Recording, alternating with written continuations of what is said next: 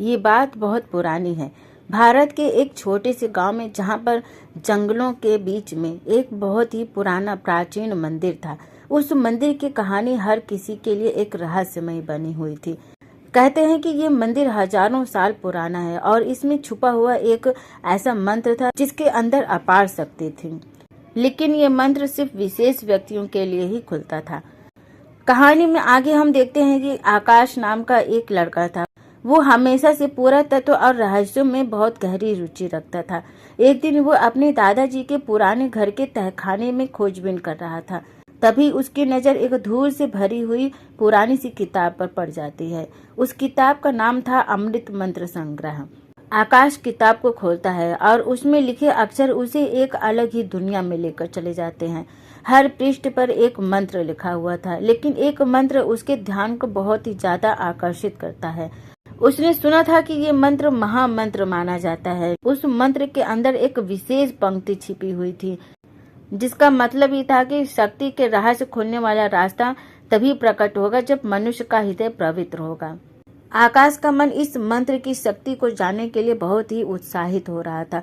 उसने ये निर्णय लिया कि वो इसका प्रयोग करेगा। एक रात को जब चांदनी पूरी तरीके से चमक रही थी, आकाश ने मंदिर के गर्भगृह में जाकर ये मंत्र पढ़ना शुरू किया। जैसे ही उसने मंत्र का उच्चारण किया, अचानक से मंदिर के चारों ओर हल्की सी रोशनी फैलने लगती है।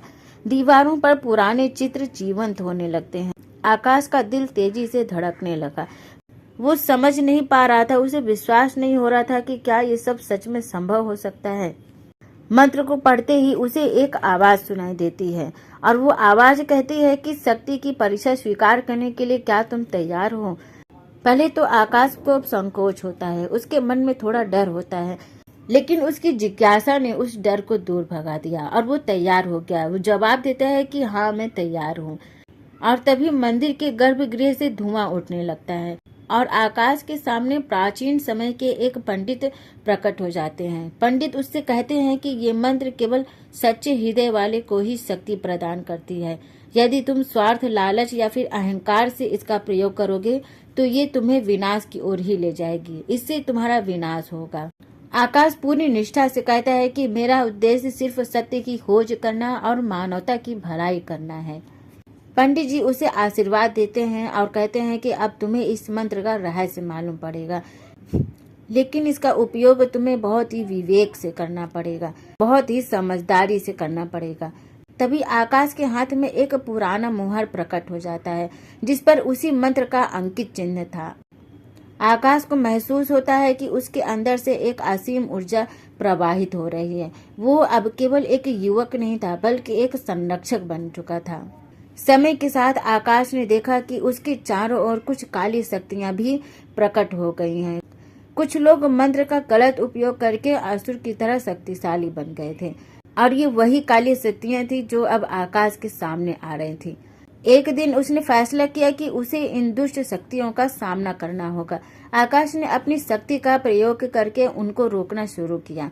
मंत्र के बल से वो जंगल की गहराइयों में छिपे असुरों से लड़ने लगा। उसकी ये लड़ाई कई दिनों तक चली और अंत में उसने अपने सत्य, प्रेम और निष्ठा के बल से उन सभी काली शक्तियों का अंत कर दिया। आकाश को इस समझ में आता है कि वास्तविक शक्ति केवल तभी मिलती है जब मनुष्य का हृदय सच में पवित्र और उद्देश्य सच्चा हो।